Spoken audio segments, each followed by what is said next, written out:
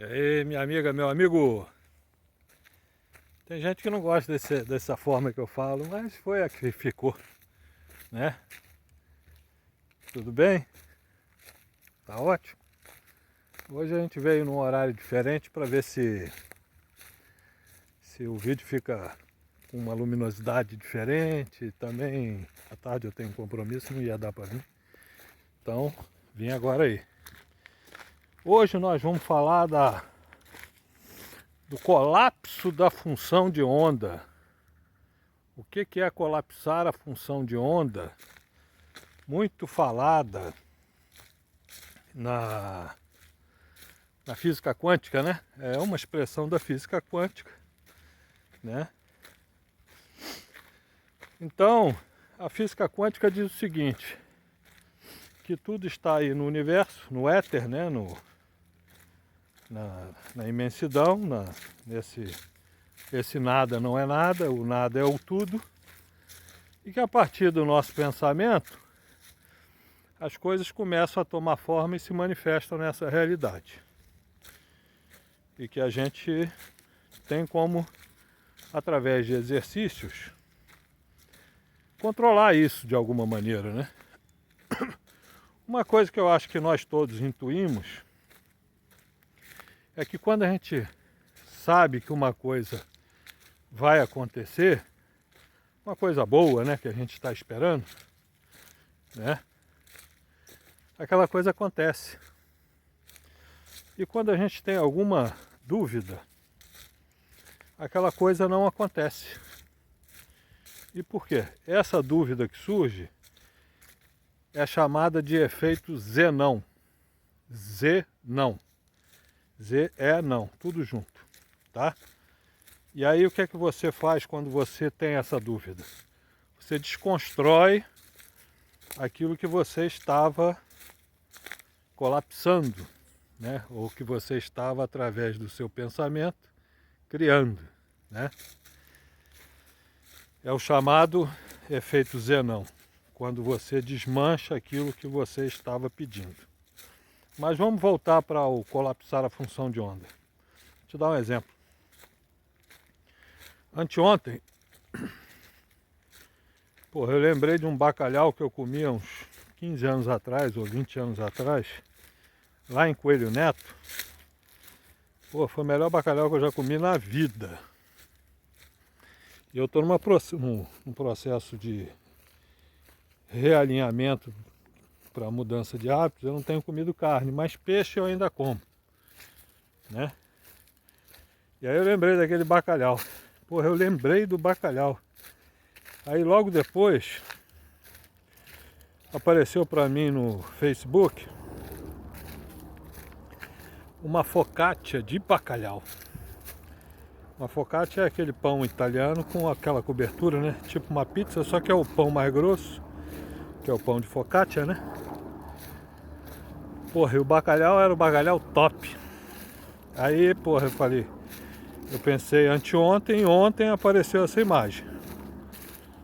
E aí eu escrevi lá para a pessoa, que era um amigo meu do tempo de infância, ele morava lá no Village São Conrado, o Gilberto.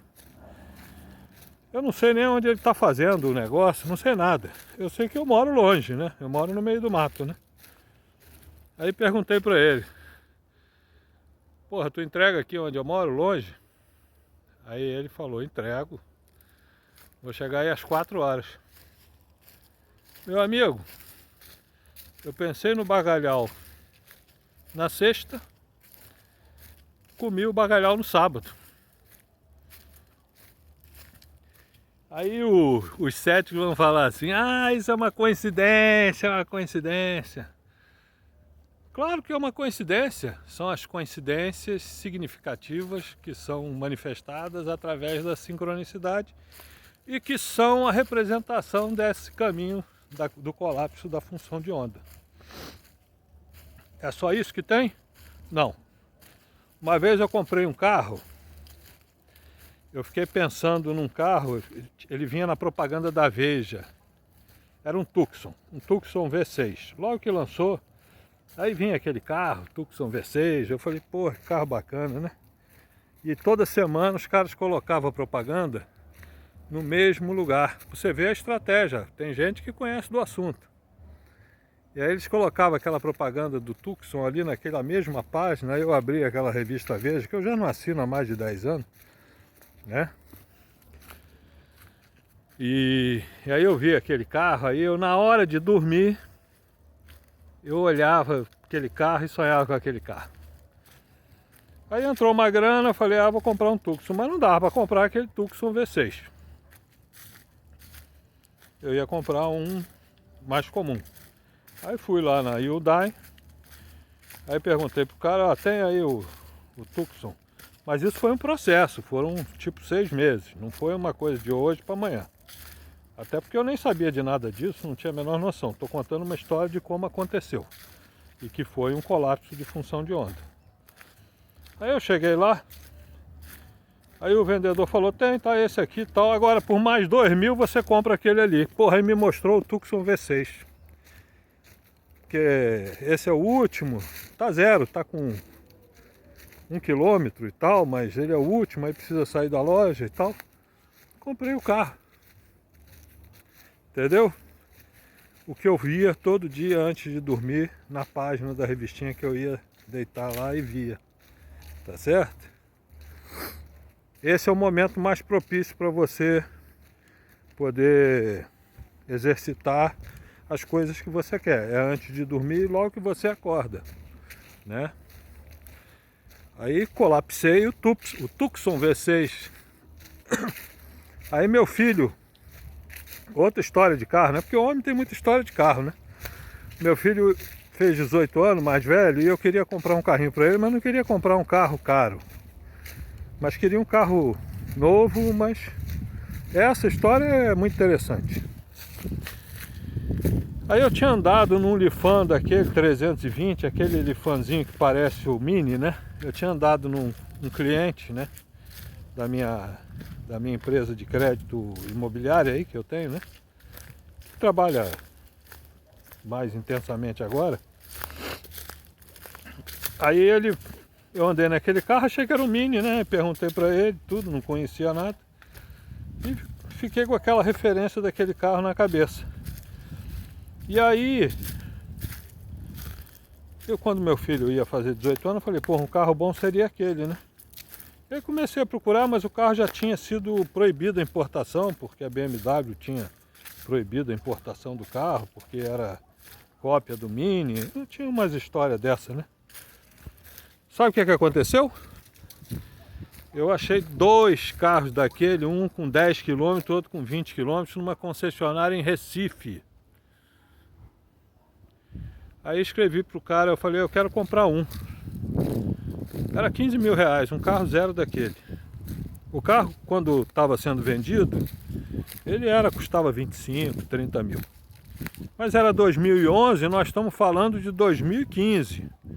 4 anos depois. E o carro tinha sido proibido de vender em 2012. Aí eu perguntei, mas como é que tem esse carro aí? Ele falou, não, aqui era uma concessionária Lifan que fechou e ficaram esses 2 carros para trás, um preto e o cinza. Eu tenho foto do carro, se você duvidar pode me escrever que eu te mando. O que aconteceu? O cara virou para mim e falou, eu te vendo, mas só vendo se for os 2. Eu falei, então tá bom, então pode mandar. Eu tinha vendido a Tucson, né? Aí, meu amigo, chegaram 2 carros na minha porta, exatamente o carro que eu queria, que já tinha saído de linha, e o carro zero praticamente, né? Aí fiquei um tempo com os carros, aí meu filho aprendeu a dirigir, era um dele e o outro ficou para mim, né?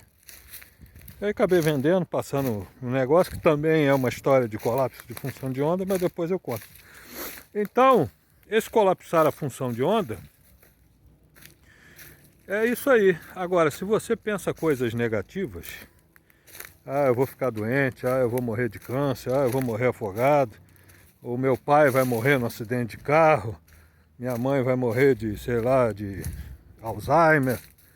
Se você ficar pensando nisso eternamente, e a gente pensa, se a gente não controlar os nossos pensamentos, dizem, né, que você está trabalhando o colapso desta função de onda, que a médio e longo prazo aquilo acaba se manifestando.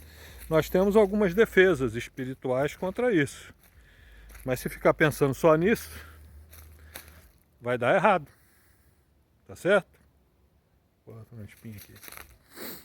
Entendeu?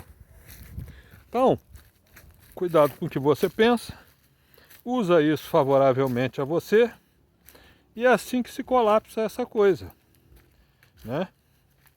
Eles começaram a perceber isso através de uma experiência que já tem 200 anos. Eu nunca vi a experiência, mas todo mundo fala dessa experiência, que é a famosa dupla fenda, né? Em que um elétron passou por 2 buracos ao mesmo tempo. E para ele passar por esses buracos, só se ele fosse uma onda, igual uma ondinha do mar, assim, que consegue passar, né? Porque ele, enquanto partícula, como uma bolinha, ele só pode passar por um buraco. Então eles chegaram à conclusão de que tudo no universo são essas ondas, né?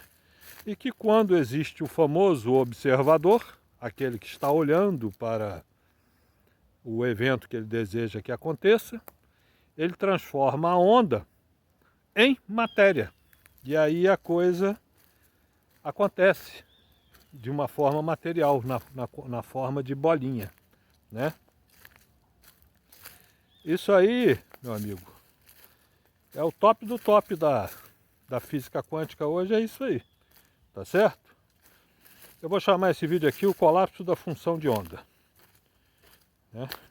Schrödinger, eu acho o nome do cara que fez essa experiência da dupla fenda, né? Você tem alguns papas aí que falam sobre isso, né? O que eu gosto muito é o Hélio Couto, você tem o Horácio Frazão também, que dá palestras. Se você olhar para esses dois aí, você já vai caminhar muito no seu conhecimento. Tem o Greg Baden também, que é o americano, né, que é um barbinha ruiva. O Deepak Chopra também fala bastante disso. Enfim, agora, tem um que é o papa disso aí, que foi o primeiro lá atrás, há 100 anos.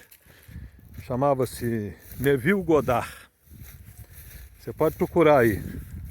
Neville Goddard. Tá? É o cara que falava sobre isso aí antes de ser qualificado como física quântica. Neville Goddard. Ele dava palestras, ele é de Barbados e ele dava palestras em Nova York. E algumas dessas palestras foram gravadas em disco. Então você tem a voz dele hoje ainda dando as palestras. Você vê como é que é, né? Estamos aí, espero que tenha te ajudado e que você tenha gostado. Tamo junto.